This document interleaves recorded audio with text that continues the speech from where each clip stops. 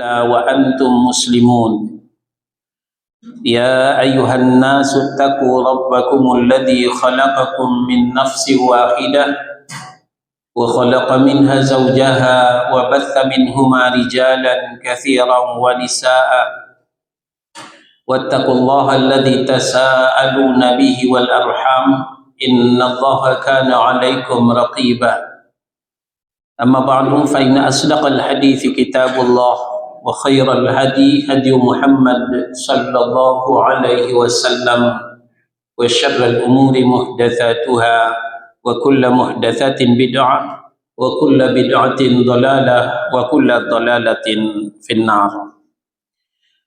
Al-ikhwah jamaah at-taqwa, salat maghrib hutan panjang Kemayoran yang dimuliakan Allah, melanjutkan kembali pembahasan kondisi manusia pada hari kiamat. Ini tidak ada dalam kitab, jadi bukunya tidak perlu dibuka ya, kita ambil dari referensi lain ya. Kondisi manusia di hari kiamat, maksudnya di mahsyar. Ada 3 kondisi manusia. Pertama, kondisi orang-orang yang beriman dan beramal soleh. Ini sudah kita bahas pada pertemuan 15 hari yang lalu. Yang tidak hadir, yang ketinggalan, boleh memutar videonya ya. Nah, sekarang kita berlanjut nomor B, kondisi para pendosa yang belum bertaubat. Kondisi para pendosa yang belum bertaubat. Bagaimana pula nasib yang dialami mereka? Nah, tidak semua kita bahas. Ada 3 kondisi saja. 1, tidak dipandang, tidak disucikan, tidak diajak bicara oleh Allah dan diberikan azab yang pedih. Yang kedua, diistriska punggungnya dengan lempengan logam yang sudah dipanaskan dengan api neraka. Yang ketiga, dibangkitkan dalam keadaan paling hina, paling buruk, dan paling lapar. Ini 3 kondisi yang mau kita bahas. Siapa-siapa saja itu, nah ini yang akan kita sebutkan berdasarkan dalil-dalil yang sahih. Tujuannya supaya kita tidak mengamalkan dosa-dosa yang nanti kita sebutkan. Dan kalau sudah terlanjur mengerjakan dosa-dosa tersebut, marilah kita bertaubat, meninggalkannya dan merubahnya. Nomor 1,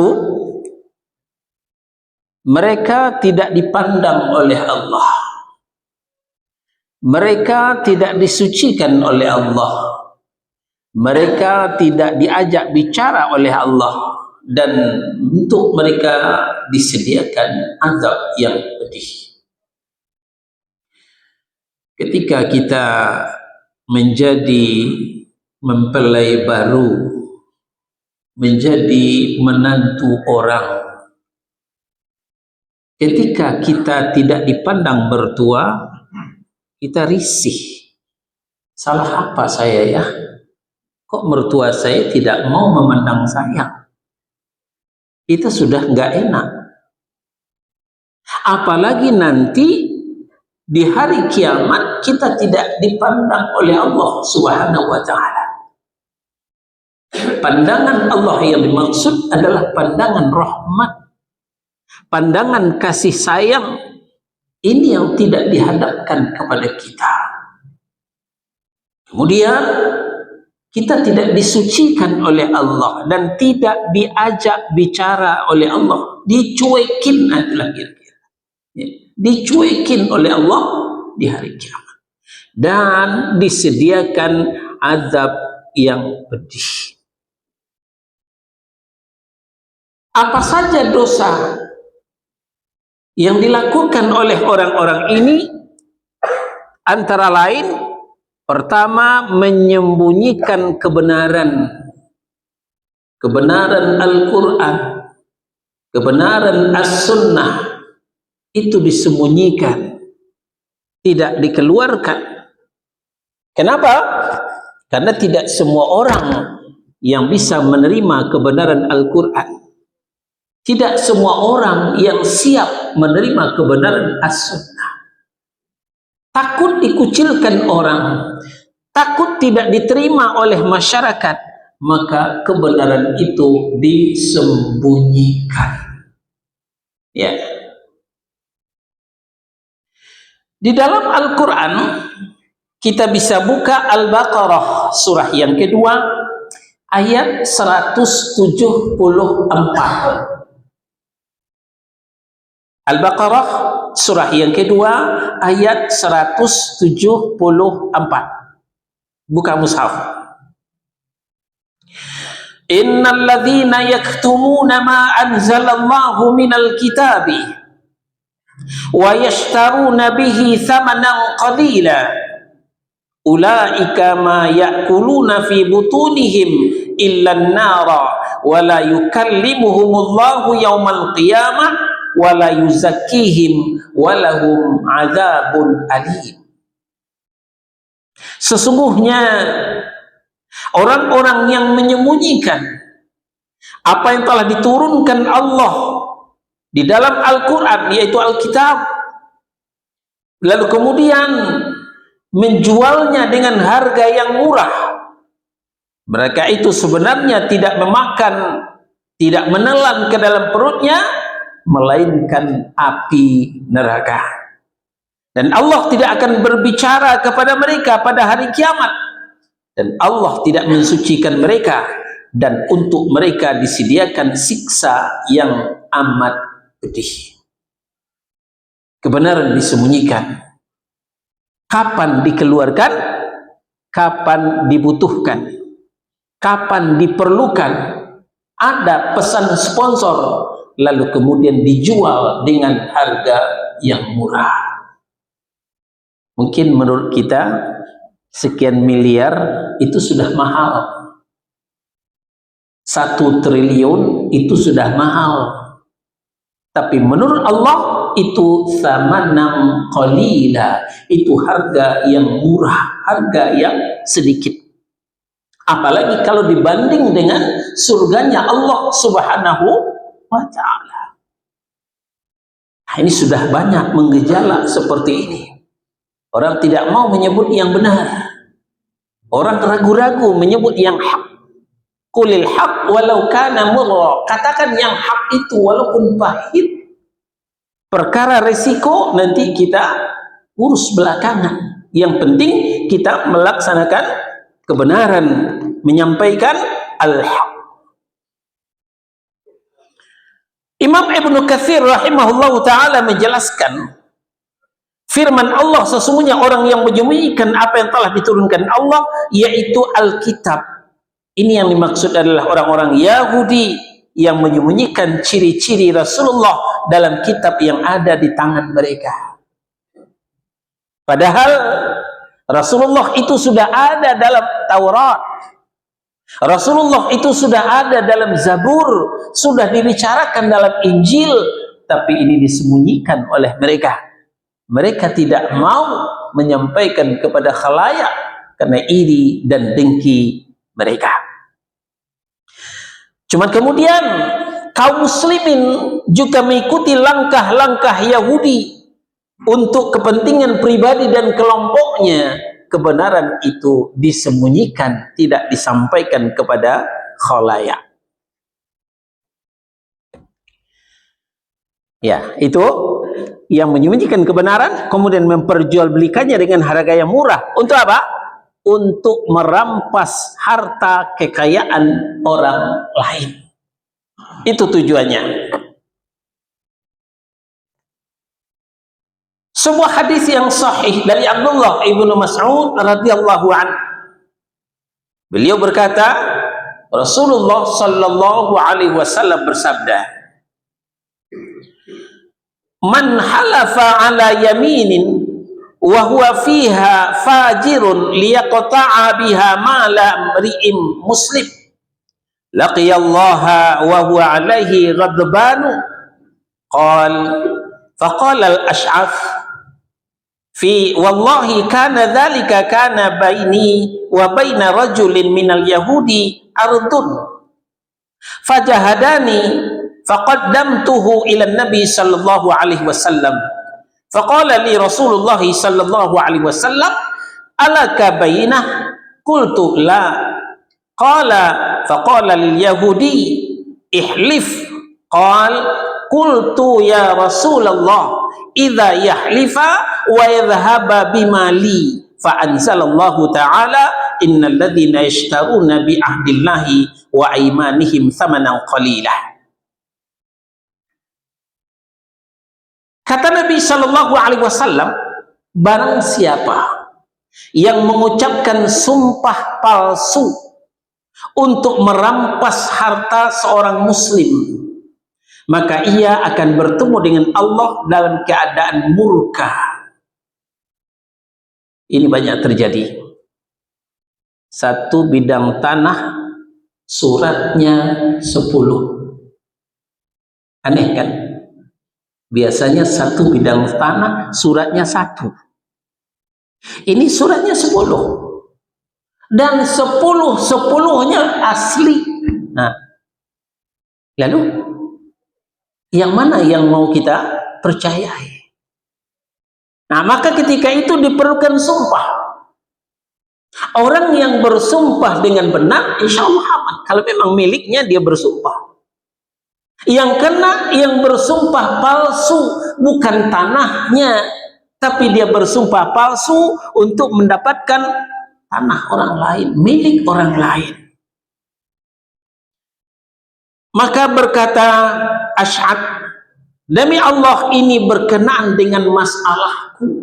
Kata Nabi ini, kata beliau, terjadi suatu sengketa tanah antara aku dengan seorang Yahudi. Lalu orang Yahudi itu mengingkari tanah milikku. Lalu aku laporkan masalah ini kepada Rasulullah sallallahu alaihi wasallam. Lalu Rasulullah bertanya, kau punya bukti? Kau punya surat?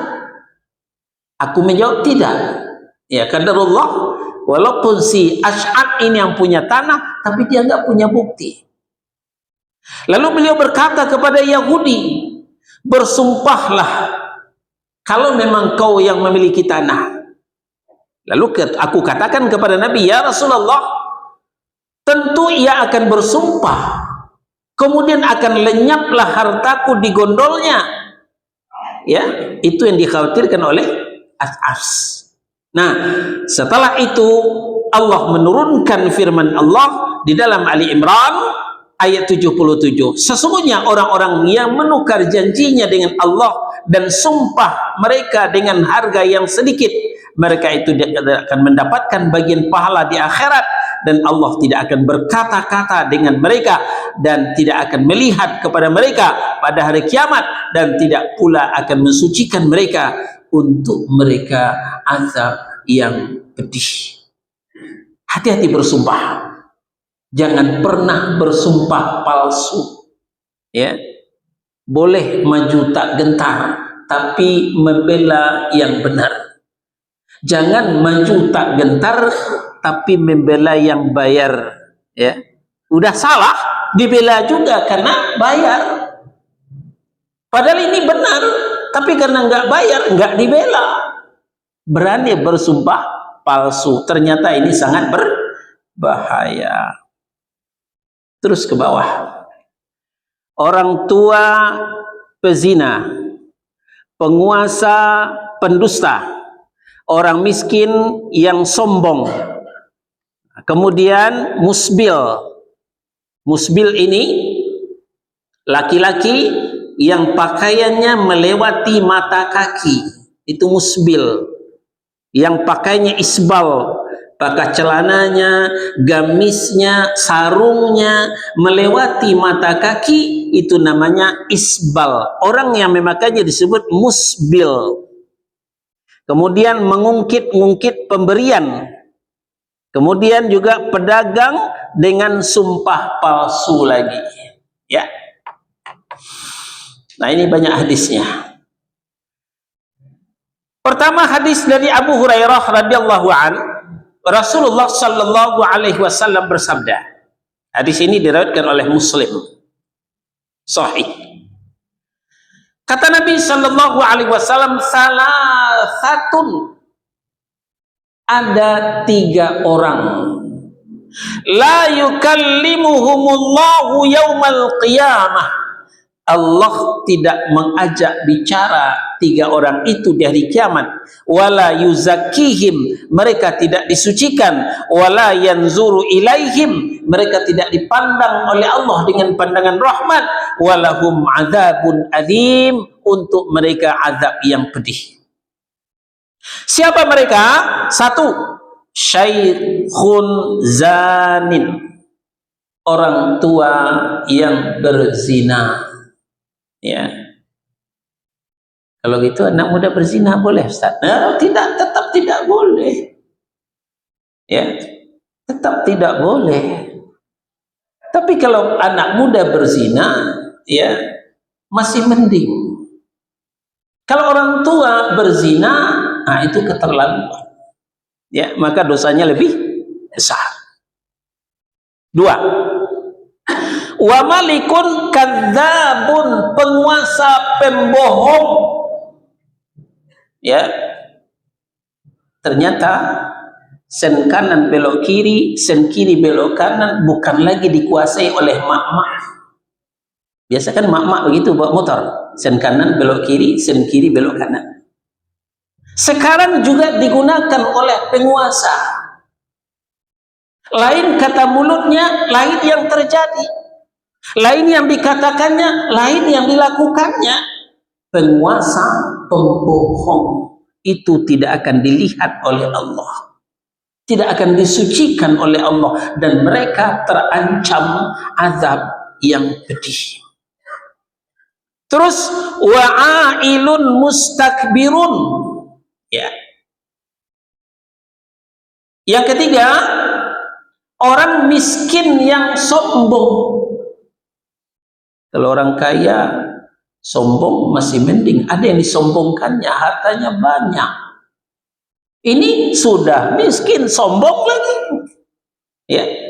Sudah miskin harta gak punya, tinggal di gubuk reot.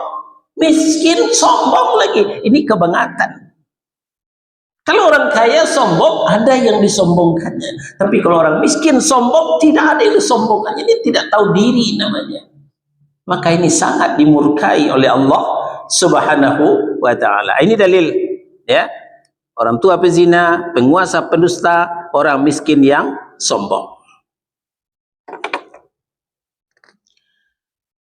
Syekh Ibn Utsaimin menjelaskan, yang dimaksud 3 dalam sabda ini adalah 3 golongan manusia. Maksudnya bukan 3 orang, tapi 3 karakter, 3 mentalitas, 3 tipe, bukan 3 orang. Orangnya bisa banyak, nah, tapi karakternya 3 macam itu. Nah, jadi karena itu jumlahnya bisa ribuan orang atau lebih.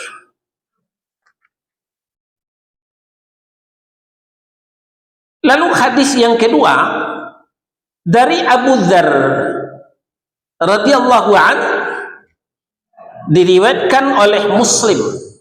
Ya, sama-sama riwayat Muslim, sama-sama sahih, cuman sanadnya berbeda.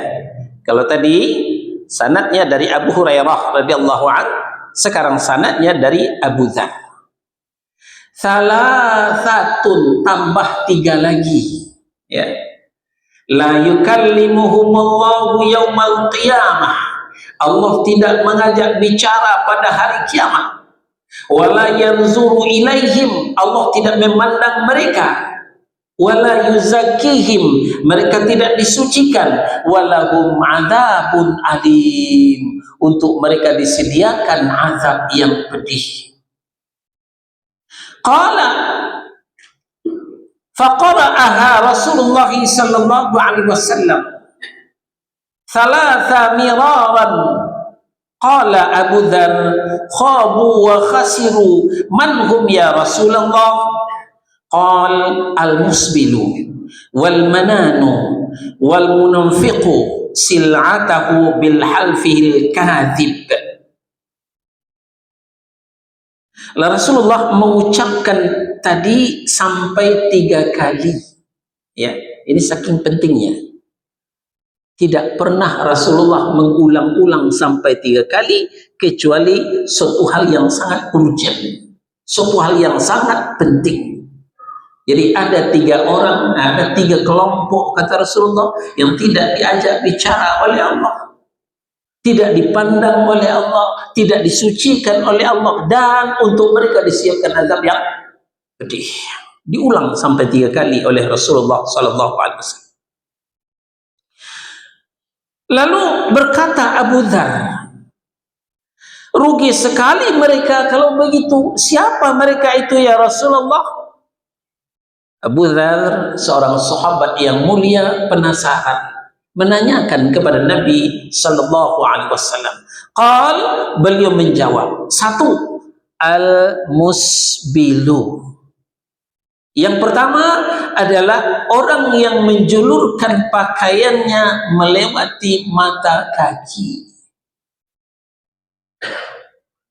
Dalam hadis yang lain, Nabi memerintahkan irfa' izaraka ila nisfi saq.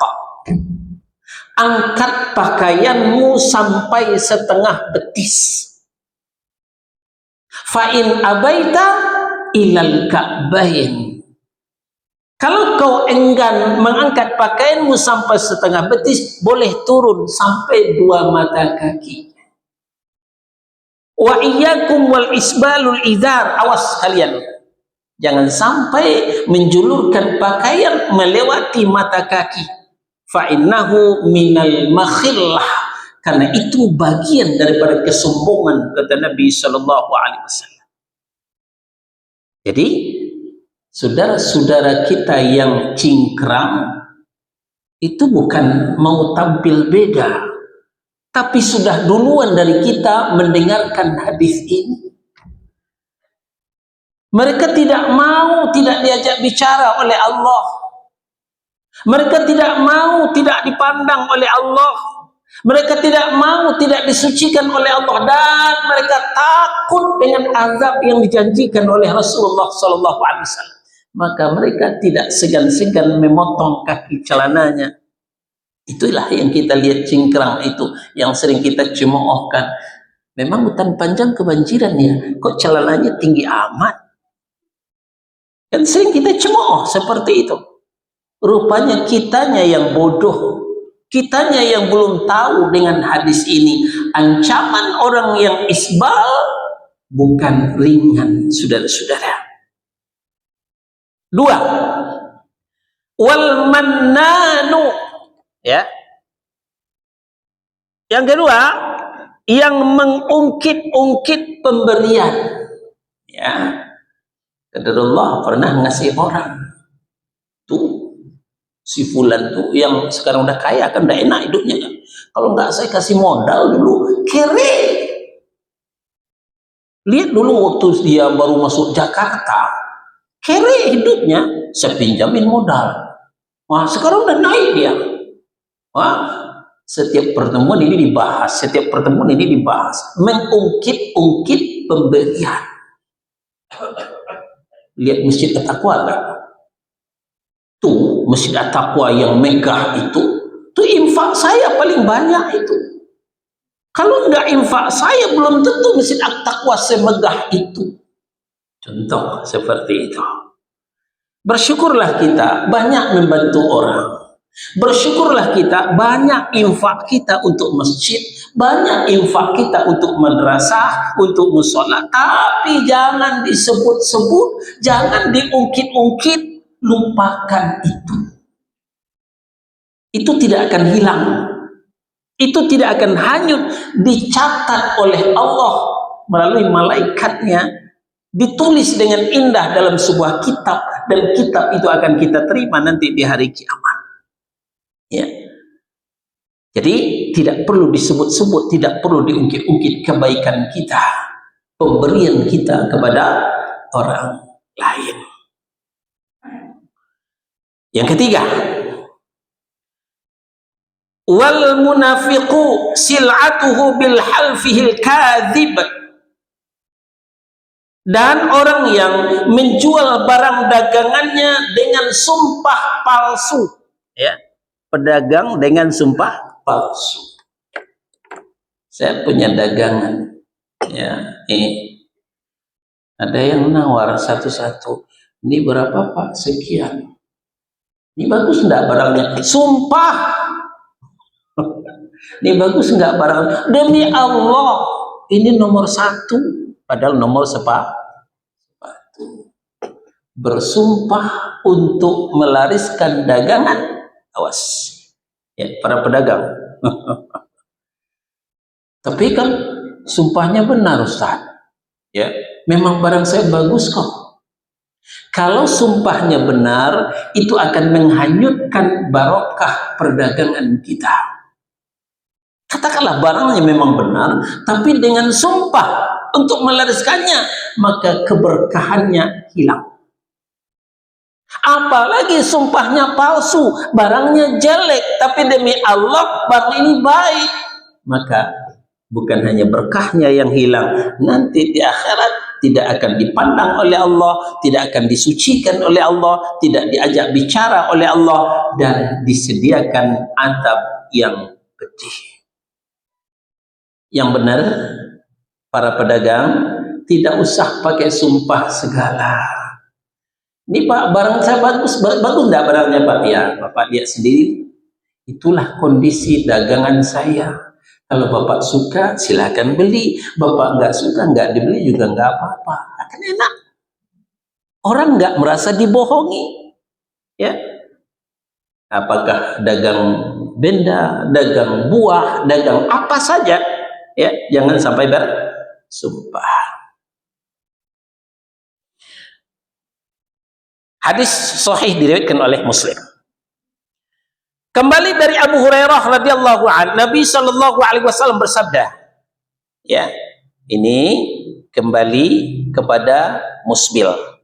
La yanzurullahu yaumal qiyamati ila man jarra izarahu batara. Pada hari kiamat Allah tidak akan melihat orang-orang yang menjulurkan kainnya karena sombong. Jadi orang yang musbil, yang memanjangkan kainnya melewati mata kaki, ada yang karena sombong, ada yang tidak karena sombong. Kedua-duanya kena. Kedua-duanya bermasalah, karena kedua-duanya ada hadisnya.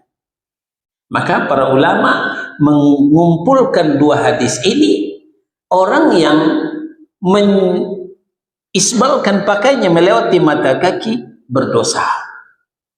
Tapi orang yang mengisbalkan pakainya melewati mata kaki karena sombong, dosa besar. Ya, sudah isbal, sombong lagi, berlipat dosanya. Tapi kalau bukan karena sombong, tetap berdosa. Dan ada juga teman kita, wah isbal nggak apa-apa, yang penting nggak sombong. Dari mana kamusnya? Rasulullah membicarakan baik karena sombong maupun karena tidak sombong. Tidak terkecuali sebahagian ustadz masih ada yang musbil, masih ada yang celananya melewati mata kaki. Ya, wallahu a'lam. Apakah beliau tidak membaca hadis ini?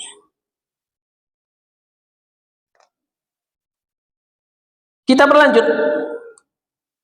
Orang yang durhaka kepada kedua orang tua, ya, wanita yang menyerupai pria, laki-laki yang dayus, dan yang menyetubuhi dubur, ini juga bermasalah. Hadis sahih dari Abdullah bin Amr radhiyallahu an, kata Nabi sallallahu alaihi wasallam, salasatun, ini 3 terus dari tadi ini ya, 3 tambah 3 tambah 3 tambah 3 tambah 3, begitu seterusnya. Jadi Nabi menyebutkan 3 3 3 3 3. Tujuannya mungkin supaya sahabat tidak bosan, mungkin supaya sahabat ingat. Kalau dikasih banyak-banyak ntar lupa. Ya wallahu alam apa tujuan Nabi tidak sekaligus menyebutkan, tapi 3 3 3 3 gitu. Salah satu, ada 3 kelompok, ada 3 komunitas, la yanzurullahu azza wa jal ilaihim yaumal qiyamah. 3 golongan Allah tidak akan melihat mereka pada hari kiamat. Siapa? 1, al-aqu liwalidah. Pertama, orang yang durhaka kepada kedua orang tuanya. Durhaka kepada kedua orang tuanya. Allah memerintahkan kepada kita supaya birrul walidain, berbakti kepada kedua orang tua, ya, berbakti, berbuat baik kepada kedua orang tua. Di dalam Al-Quran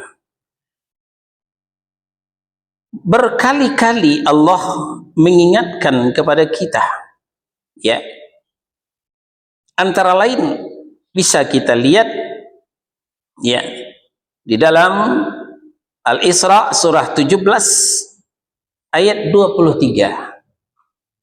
Al-Isra surah 17 ayat 23. A'udzu billahi minasyaitonir rajim. Wa qadha rabbuka alla ta'budu illa iyyah wa bil walidaini ihsana. Rabbmu telah memerintahkan agar kamu jangan menyembah selain Dia, dan hendaklah berbuat baik kepada ibu bapakmu.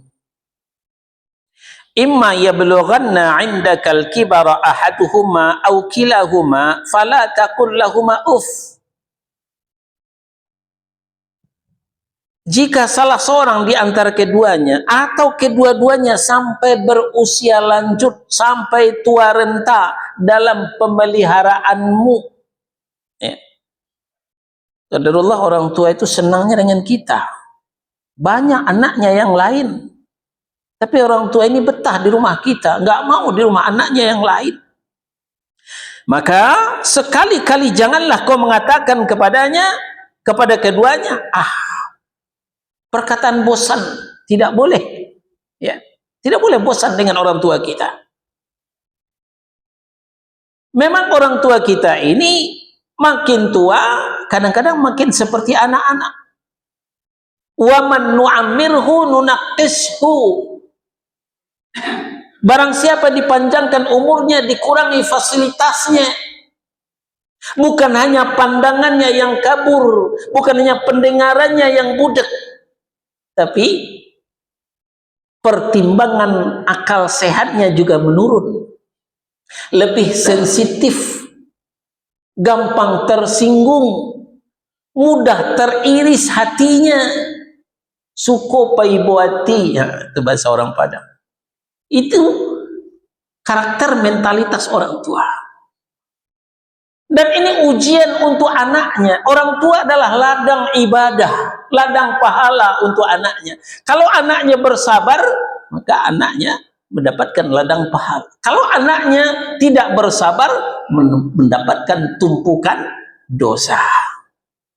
Nah, maka dari itu, fala tanharhuma, janganlah membentak kedua orang tua, jangan menghardik mereka, tapi wa qul lahuma qaulan karima. Ucapkan kepada kedua orang tua itu ucapan yang mulia, perkataan lemah lembut, manjakan mereka sebagaimana mereka memanjakan kita di waktu kecil.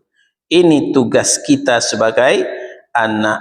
Al-Isra surah 17 ayat 23. Sekarang kita lihat ayat 24. Ya, kelanjutan dari yang tadi, masih Al-Isra surah 17 ayat 24. Waqfid lahuma janahadzulli minar rahmah, dan rendahkanlah dirimu terhadap kedua orang tuamu dengan penuh kasih sayang. Ya, rendahkan dirimu, jangan sombong, ya, jangan meninggikan diri, jangan songong, bahasa gaulnya, jangan songong di depan orang tua. Tapi waqfid lahuma janahadzulli, rendahkan dirimu dengan kasih sayang. Bukan merendahkan diri karena ngeledek, jedoro, ngeledek. Bukan karena kasih sayang. Nah, kemudian kalau orang tua itu apalagi sudah tiada, apalagi kalau sudah meninggal, jangan lupa wa qur rabbirhamhuma kama rabbayani shaghira. Ucapkanlah doa, Rabbirhamhuma, wahai Rabb, sayangilah kedua orang tuaku, kama rabbayani shaghira, sebagaimana mereka telah mendidikku di waktu kecil. Hafal enggak doa ini? Singkat sekali, Rabbirhamhuma kama rabbayani shaghira. Enggak usah disuruh pula orang mendoakan, baca doa, kita saja yang baca. Ya. Banyak membaca doa ini setiap hari, jangan pernah absen, minimal sekali sehari baca Rabbirhamhuma kama rabbayani shaghira. Ini bentuk kebaktian kepada kedua orang tua. Nah, sekarang kita berlanjut.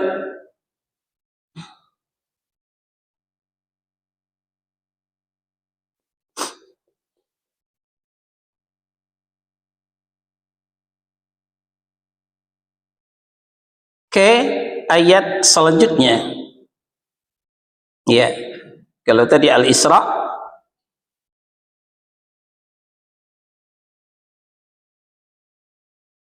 surah 17,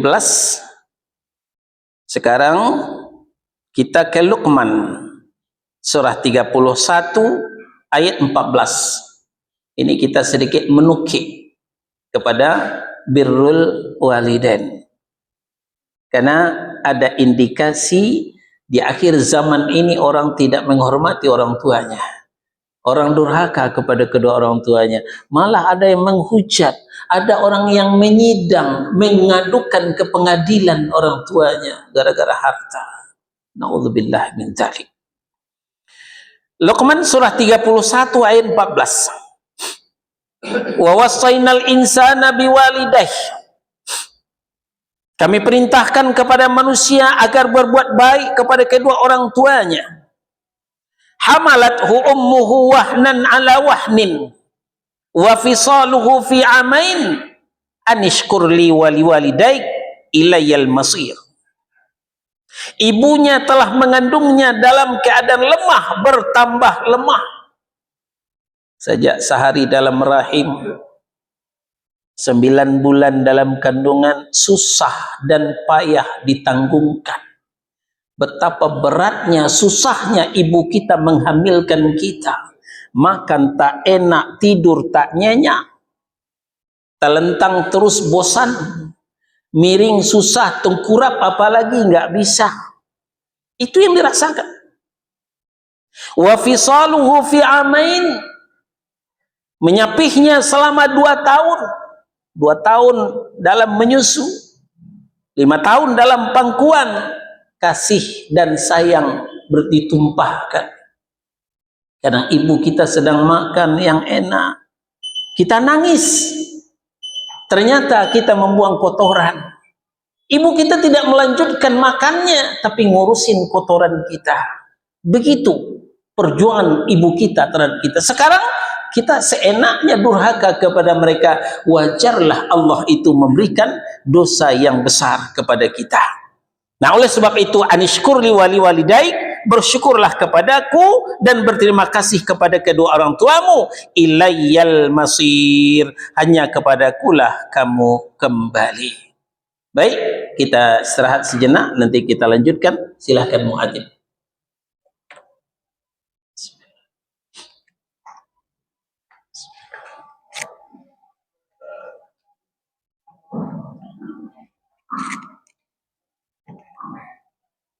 Allahu Akbar, Allahu Akbar, Allahu Akbar, Allahu Akbar. Asyhadu an la ilaha illallah.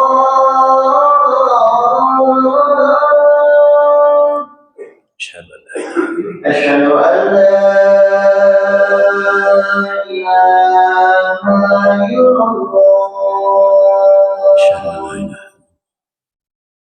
أشهد أن محمدا رسول الله.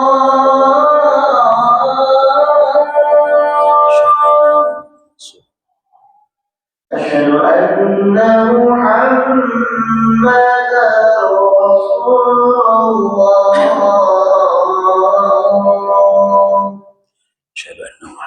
حي على الصلاة،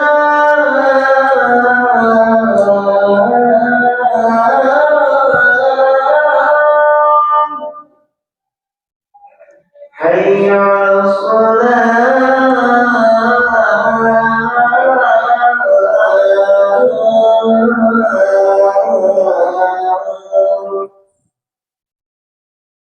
حي على الفلاح.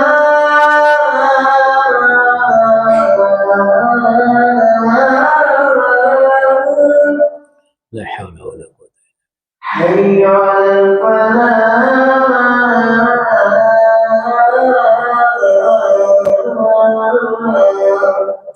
لا حول ولا قوة.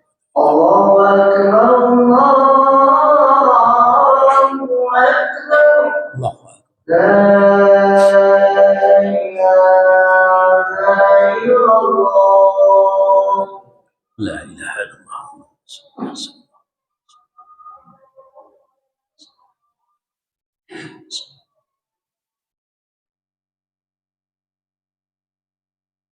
Ini baru satu, ya, durhaka kepada kedua orang tua dari hadis yang ini.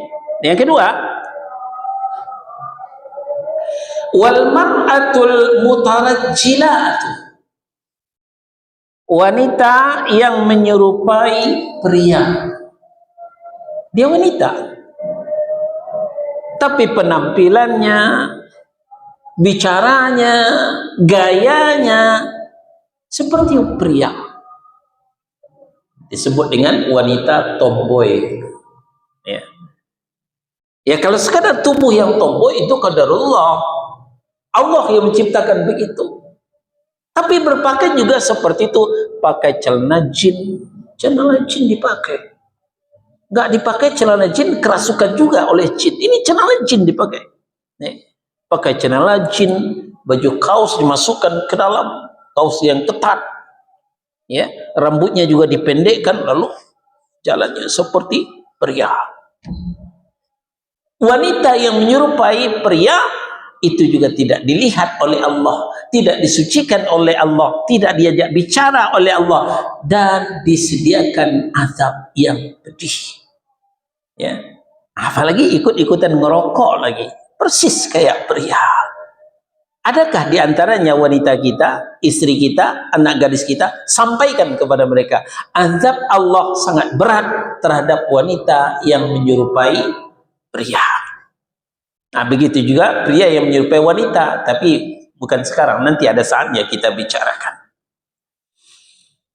Yang ketiga, wad-dayus, ya, laki-laki yang dayus. Apa itu dayus? Lemah. Bukan lemah fisiknya, tapi tidak tegas dalam rumah tangga. Jelas ada maksiat dalam rumah tangganya, tapi dibiarkan saja. Istrinya ngerokok, nggak ditegur. Istrinya buat dosa, dibiarkan sebarin aja. Anak-anaknya juga begitu, narkoba, atau pergaulan bebas. Nggak ada tanggung jawab sebagai orang tua, kepala rumah tangga. Orang tua itu bukan hanya ngasih makan, ya. Orang tua bukan hanya ngasih makan. Kalau cuma ngasih makan, ayam juga bisa ngasih makan anaknya. Kok, nih, kuras-kuras itu tanah, dipanggil anaknya, makan bersama. Apa bedanya kita dengan ayam? Bedanya kita dengan ayam bertanggung jawab terhadap keluarga kita. Amar ma'ruf, nahi mungkar, ini tanggung jawab kepala keluarga. Menyuruh berbuat ma'ruf dan mencegah berbuat mungkar. Berantas kemungkaran dalam rumah tangga kita. Kalau laki-laki membiarkan kemungkaran merajalela di rumahnya, itu laki-laki yang dayus namanya, tidak dipandang oleh Allah, tidak disucikan oleh Allah, tidak diajak bicara oleh Allah, untuknya adab yang pedih. Kemudian yang kedua, ini baru yang pertama ya, baru yang pertama. Kita singkat saja. Yang kedua, orang yang distriska punggungnya dengan lempengan logam yang sudah dipanaskan dengan api neraka. Siapa mereka? Orang yang menyimpan emas dan perak dan tidak berzakat. Nah, yang banyak nyimpan emas ini orang Jawa. Nah, lo orang Jawa. Kalau orang Padang nyimpan uda, nggak nyimpan emas. Ya, orang Sunda nyimpan nyimpan akang. Orang Jawa dia suka nyimpan emas. Ya. Nah, bukan emas itu maksudnya, emas dan perak. Emas dan perak disimpan-simpan lalu tidak dibayarkan zakatnya. Nah, lalu itu nanti dijadikan sediskaan lalu digosokkan ke punggungnya. Kata Allah Subhanahu wa taala, ya, ya ayyuhalladzina amanu inna katsiran minal ahbari wa ruhbani la ya'kuluna amwalan nasi bil batil wa yasudduna an sabilillahi walladzina yaknizuna adh-dhahaba wal fiddata wa la yanfiqunaha fi sabilillah fabashshirhum bi'adzabin alim yauma yuhma 'alaiha fi nari jahannama fatukwa biha jibahuhum wa junubuhum wa zuhuruhum hadza ma kanaztum li anfusikum fadzuqu ma kuntum taknizun. At-Taubah surah 9 ayat 34 dan 35. Hai orang yang beriman, sesungguhnya sebagian besar dari orang-orang Yahudi dan Nasrani, rahib dan ruhban mereka benar-benar memakan harta orang dengan jalan yang batil, dan mereka menghalang-halangi manusia dari jalan Allah. Dan orang yang menyimpan emas dan perak dan tidak menafkahkan pada jalan Allah, maka beritahukanlah kepada mereka bahwa mereka akan mendapat siksaan yang pedih. Seperti apa? Pada hari dipanaskan emas dan perak itu dalam neraka jahanam, lalu dibakarlah dengannya jidat mereka, lambung mereka, dan punggung mereka. Lalu dikatakan kepada mereka, inilah harta bendamu yang kamu simpan untuk dirimu sendiri, maka rasakanlah olehmu sekarang azab akibat dari apa yang kamu simpan dulu. Ya, tidak semuanya dalil kita bacakan karena waktu itu kita tinggal sedikit. Kita langsung yang ketiga, paling hina, paling buruk, dan paling lapar. Siapa mereka? Orang yang sombong, kemudian orang yang bakhil, tidak mau berbagi, kemudian orang yang bermuka dua. Dikatakan oleh Nabi SAW dari Amr bin Shu'aib, dari ayahnya, dari kakeknya, dia berkata, kata Rasulullah SAW, ya yuhsyarul mutakabbiruna yaumal qiyamati amsalad darri fi suwari rijali yaghshahumudh dhullu min kulli makan. Orang yang sombong dikumpulkan pada hari kiamat laksana semut dalam wujud orang. Mereka diliputi oleh kehinaan dari segenap penjuru. Hadis riwayat Tirmidzi. Hadis ini dihasankan oleh Syekh Albani dalam Mishkat. Kemudian, ya, Orang yang bakhil di antara kalangan kaya di dunia, ada yang tidak bertakwa kepada Allah terkait dengan hartanya, kekayaan dan beragam nikmat yang dikurniakan Allah. Mereka bakhil terhadap harta yang mereka miliki, enggan berbagi dengan orang miskin, enggan memberi makan orang yang lapar, tidak membantu orang yang memerlukan uluran tangan, tidak menyayangi orang miskin, tidak menyayangi ibnu sabil, orang yang terlunta-lunta di perjalanan, tidak menyayangi kondisi janda dan anak yatim. Orang yang seperti ini adalah orang yang paling hina pada hari pembalasan kelak. Mereka adalah orang yang paling lapar pada hari kiamat. Diriwayatkan dari Abu Dzar radhiyallahu anhu, dia berkata, orang yang memperbanyak harta adalah orang yang memiliki sedikit bekal pada hari kiamat, kecuali orang yang diberi harta oleh Allah kemudian ia nafkahkan dengan tangan kanan, dengan tangan kiri, di depan, di belakang, dan dengan harta itu ia melakukan kebajikan. Kemudian terakhir, orang yang bermuka dua. Memang ada orang mukanya dua, Ustaz? Enggak, mukanya cuma satu. Ini bahasa kiasan. Maksudnya lain mukanya ngadap ke sini, lain pula mukanya ngadap ke sini. Ya, itu namanya bermuka dua. Diriwayatkan dari Abu Hurairah radhiyallahu an, dia berkata, kata Nabi sallallahu alaihi wasallam, tajiduna min syirarin nasi dzal wajhaini alladhi ya'ti haula'i biwajhin wa haula'i biwajhin. Kalian akan mendapati di antara seburuk-buruk manusia pada hari kiamat, yaitu orang yang bermuka dua. Ia mendatangi kelompok orang dengan satu muka dan mendatangi kelompok lain dengan muka yang berbeda. Kepada si A lain paling ngomongnya, ya mungkin menjelek-jelekkan si B. Ketemu si B, lain lagi ngomongnya, mungkin menjelek-jelekkan si A. Ini orang bermuka dua. Ternyata Allah juga murka kepada orang ini. Baik, ini yang bisa kita sampaikan. InsyaAllah nanti bagian C, kondisi orang kafir. Ada pertanyaan? Silakan. Ya. Makna perak itu kalau nggak semisal, kan nggak disebutkan tadi. Iya. Kewajiban zakat itu kalau sudah sampai senisab. Kalau emasnya cuma 1 gram, ya itu nggak sampai senisab. Tapi kalau Pak Karsono ini berat emasnya nih. Berat mas, lebih berat mas. Jadi sampai senisab ya. Nah, baru wajib mengeluarkan zakat. Kalau emasnya tidak sampai senisab, itu tidak wajib ya dikeluarkan zakat. Yang lain? Ya, kalau tidak kita akhiri sampai di sini.